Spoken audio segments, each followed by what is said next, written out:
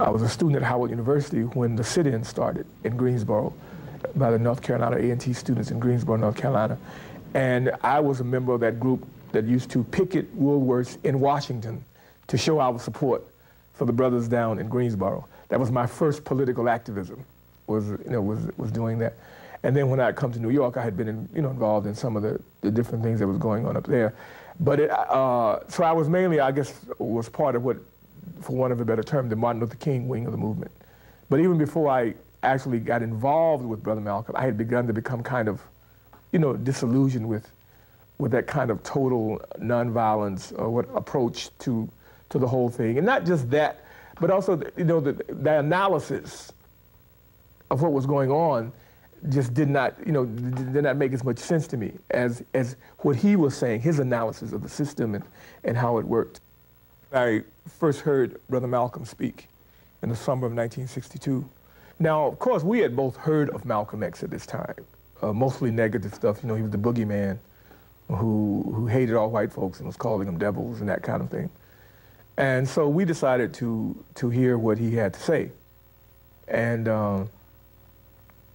by the time he finished, he spoke over 2 hours. It was a warm June, very warm, hot, really. And by the time he finished, I said to myself, and I said to my roommate, he makes more sense, and his analysis of, the racial situation makes more sense than anything I've ever heard anyone say. Anyone. What makes the so-called Negro unable to stand on his own 2 feet? He has no self-confidence. He has no proud confidence in his own race. Because the white man destroyed your and my past, destroyed our knowledge of our culture. And by having destroyed it, now we don't know we have any achievement, any accomplishment. And as long as you can be convinced that you never did anything, you can never do anything. There comes a time in all mass movements when fires of passion cool, a time when bureaucracy and vested interests take over. By the early 1960s, the leadership of Elijah Muhammad's Lost Foundation had grown fat and comfortable. The minister of Harlem's Temple No. 7 and national spokesman for the nation could not shut his eyes to the ethical contradictions nor the corruption which had woven its way into the core of the movement. They knew, because Malcolm was an honest man, he would do some house cleaning. He might clean them out. A number of Elijah's secretaries have become pregnant and are expelled from the nation on charges of committing adultery and fornication. The minister meets with the women, and upon being told by them that Elijah is the father of their children, he goes to Phoenix to see the man who had reclaimed, redeemed, and resurrected him from mental and spiritual death. At Elijah's estate in Arizona, the old man counsels his minister that many biblical prophets and patriarchs also had shortcomings.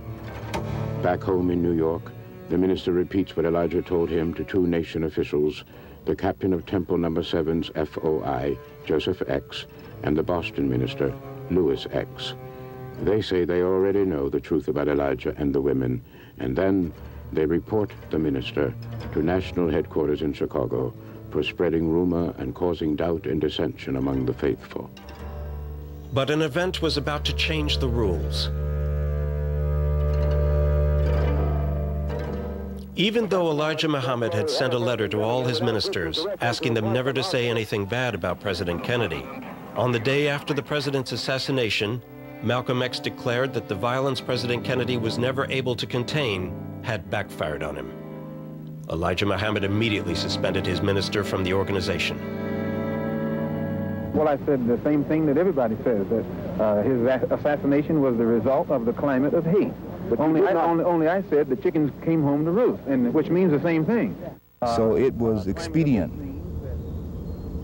to find something on him that could get him suspended or removed or demoted in some form.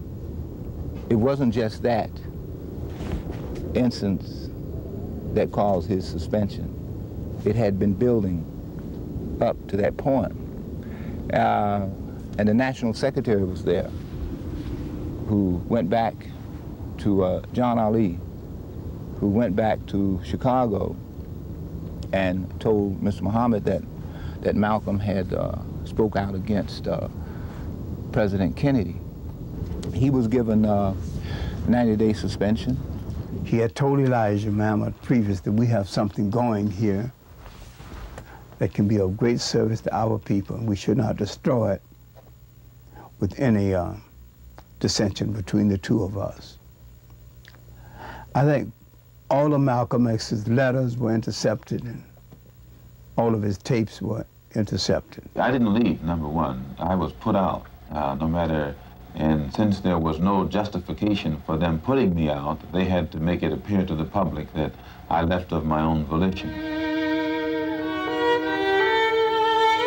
Noticing the drift of his brothers belonging to the black Muslims, Malcolm X was more worried about the future of the black cause than hurt by his suspension.